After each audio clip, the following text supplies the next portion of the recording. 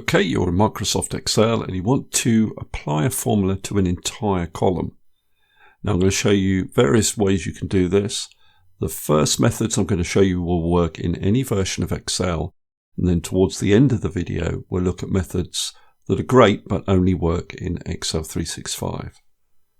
So we want to find the average sales value, and to do that we're going to divide the total sales value by the number of sales. Now the first way I'm going to get you to do this is to select all of the cells in the column that you want the formula to appear in. Then write your formula. So for us that would be the total sales divided by the number of sales. And then instead of pressing enter, use CTRL Enter on your keyboard. And that'll copy the formula to all of the cells that were selected. Another method would be to write your formula. Then, once you've written the formula, select the cell with the formula in and all the cells that you want to copy to, and then use this shortcut key, CTRL D. Now, if you don't want to use shortcut keys, you can do this instead. If I write my formula, now if I select the cell with the formula in, I can see a little green square bottom right of the cell. This is called the fill handle. And when I place my mouse pointer over the fill handle, it changes to a black cross.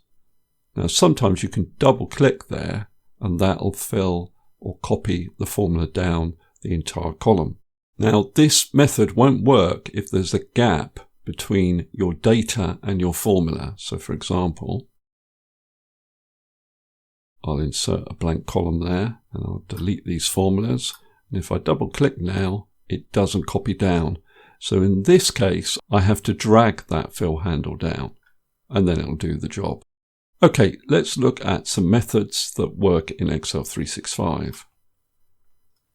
So if you're in Excel 365, you can create a different type of formula that refers to arrays rather than single cells. So by that I mean we can refer to all of these sales values and then divide them by all of the number of sales. Now when I press enter, it spills the formula down into the surrounding cells within that column. So I don't need to copy the formula at all. Now what if I want the formula to extend down into these blank cells? Well, let's have a go. I would have to do something like this. I'd say equals, and then I would select all the current sales values and then some empty cells underneath, divided by, and then I'd do the same for this column. Now when I press enter, you can see I get these divide by zero errors.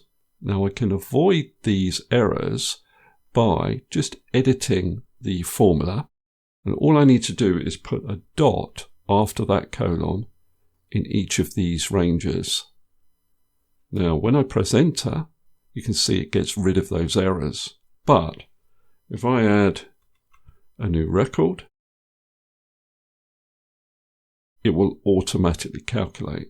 I have to do a bit of formatting, but you can see that the formula has copied down into this new row.